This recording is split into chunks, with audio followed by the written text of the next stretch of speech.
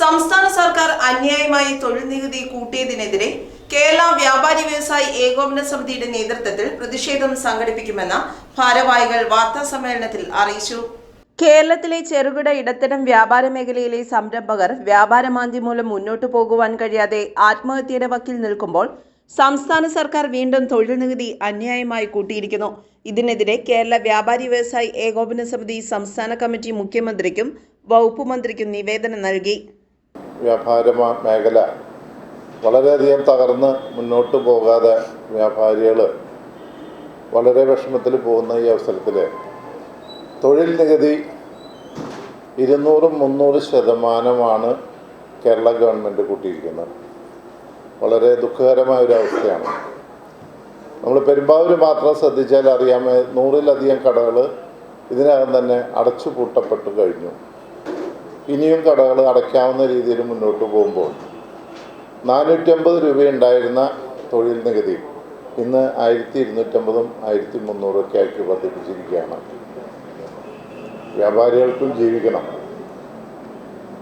തൊഴിലാളികൾ എത്രയോ ആയിരക്കണക്കിന് തൊഴിലാളികൾ ഈ വ്യാപാര സ്ഥാപനങ്ങളിൽ നിന്ന് ജീവിച്ചു പോകുന്ന ഈ അവസ്ഥയിൽ ഇന്ന് സ്ഥാപനങ്ങൾ അടച്ചു പോകുമ്പോൾ ആ തൊഴിലാളികൾക്കും തൊഴിലില്ലാതെ വരുന്നൊരവസ്ഥയാണ് കാണപ്പെടുന്നത്.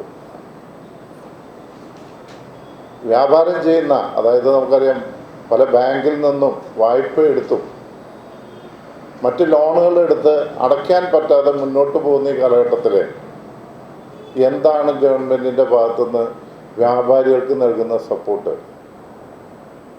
ഇത്രയും ശക്തമായ തൊഴിൽ നികുതി മുതൽ മറ്റ് ടാക്സുകൾ വ്യാപാരികളെ പീഡിപ്പിച്ച് മുന്നോട്ട് പോകുമ്പോൾ എങ്ങനെയാണ് വ്യാപാര മേഖല നിലനിർത്താൻ കഴിയുന്നത്? അനുകൂല തീരുമാനമുണ്ടായില്ലെങ്കിൽ സമരത്തിന് സംസ്ഥാന കമ്മിറ്റി തീരുമാനിച്ചു.